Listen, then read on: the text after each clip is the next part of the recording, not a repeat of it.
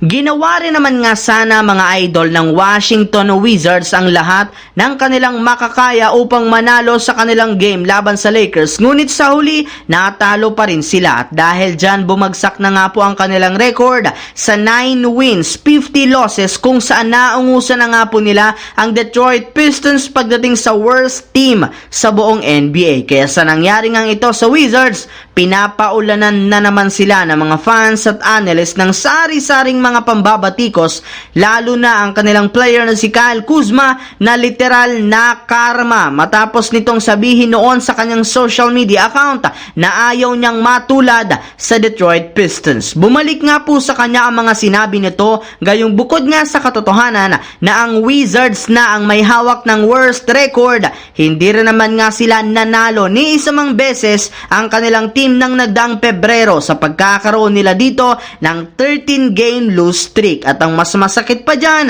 magpapatuloy pa nga ang kanilang mga pagkatalo since nasa kalagitnaan sila ng road trip at hindi rin naman birong kupunan ang kanilang mga susunod na makakalaban. Samantala, dito naman sa ating sunod na pag-uusapan sa balitang nireklamo nga po ng Knicks ang pamimisikal.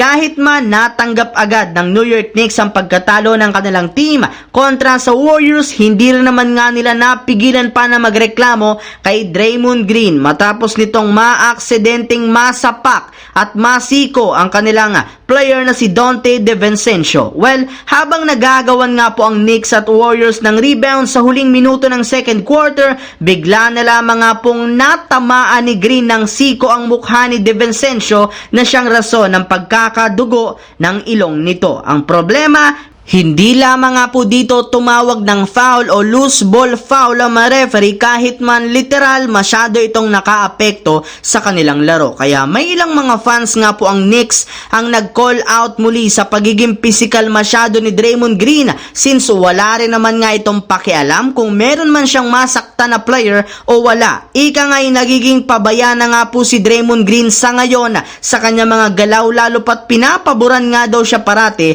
ng NBA. Habang dito naman dumiretso sa ating huling storya sa balitang lumabas na nga daw po ang tunay na laruan ni Spencer Dinwiddie dahil kay LeBron James. Bakit kaya? Well, matapos nga po ang ilang araw na pag-i-struggle ni Spencer Dinwiddie sa mga laban ng Lakers, unti-unti na nga nitong nakukuha ang kanyang tamang role at rhythm sa kanilang kupunan. Sa katunayan, naging solido nga po ang ipinakita nitong performance sa kanilang ginawang back-to-back games ng Lakers laban sa mga kupunan ng Los Angeles Clippers at Washington Wizards sa pag-average nito ng 8.8 points at 4.5 assists off the bench sa kanyang 6 out of 11 shooting sa field goal. Yes mga idol, bumabalik na nga ang kumpiyansa ni Dinwiddie sa kanyang shooting at galaw. Salamat sa pag-i-encourage parate ng kanyang kakampi, lalo na si LeBron James. Kaya dahil dyan, nakakagawa na nga siya ng magagandang play sa kanyang mga kakampi kagaya